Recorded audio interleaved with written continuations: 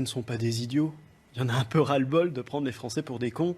Et ils savent très bien qu'aujourd'hui, le pouvoir, il n'est plus en France, que malheureusement, ils ont été dépossédés. C'est pour ça qu'on entend très souvent, peu importe pour qui je voterai, de toute façon, ça ne changera rien, parce que c'est Bruxelles qui commande, c'est tel organisme tel commande. Et finalement, le président de la République, il gesticule un petit peu. C'est malheureux de constater cela. Mais c'est la réalité.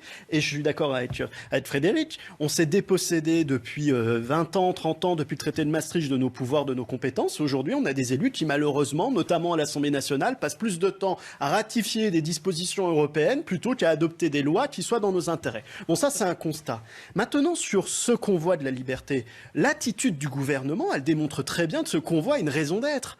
La première réponse du gouvernement, c'est de dire « votre liberté doit être encadrée, doit même être freinée ». Vous ne devez pas avoir ce convoi de la liberté. Par définition, une manifestation, elle est permise. C'est un droit garanti par notre Constitution. C'est-à-dire que la bonne réponse du préfet de police de Paris, qui nous a habitués déjà depuis 2 ans à ne faire preuve que de restrictions et à ne pas respecter la liberté de manifestation. La bonne réponse du préfet de police, ça aurait été de dire « mais je vais encadrer ce convoi. Il est de passage par Paris, je vais l'encadrer et ils vont continuer leur route ». Quelle est sa réponse, qui est complètement absurde et stupide en plus? C'est de dire « on va les bloquer, on va leur empêcher de rentrer dans Paris pour éviter qu'ils bloquent Paris ». Ce qui est complètement ubuesque quand même. Enfin, c'est pour le coup, être insulté de con, on peut se demander si on peut pas lui renvoyer la même chose. C'est-à-dire que c'est complètement con d'empêcher le convoi, de bloquer le convoi à l'entrée de Paris pour empêcher qu'ils bloquent Paris. Enfin, il y a un moment, ça me rend... Vous, préfet, qu'est-ce que vous auriez fait? J'en ai ras-le-bol. Franchement, j'en ai ras-le-bol. Je le sens bien, là. Oui, j'en ai ras-le-bol parce que je bosse comme tout le monde, je paye des impôts, je paye 50% d'impôts,